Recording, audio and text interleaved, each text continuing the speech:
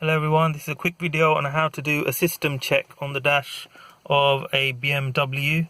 This is the BMW 5 Series F10, but it can apply to other equivalent 3 Series, 2 Series, 4 Series, 7 Series that have the similar iDrive system set up of that generation. This is a 2014 model, but the F10 was obviously from 2010 all the way up to late 2016, I believe. Yeah, it's 2016, 66 plate. So this can apply to them. So what you do, don't press the brake, press the start button. So it comes up like so. Then the trip reset button, all you do is depress the trip reset button, hold on, keep holding on. That's the service stuff. I'll show you how to do that in another video. Just keep holding on. There you go. And all you do, you go to that.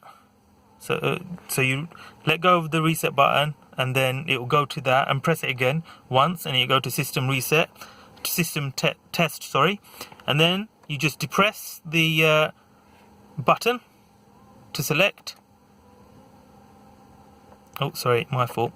Bear with me. Here we go. So you click, keep pressing until you get to the system test, then hold down the reset button there, and then it says start system test, and confirm by pressing once, and then it will do the test.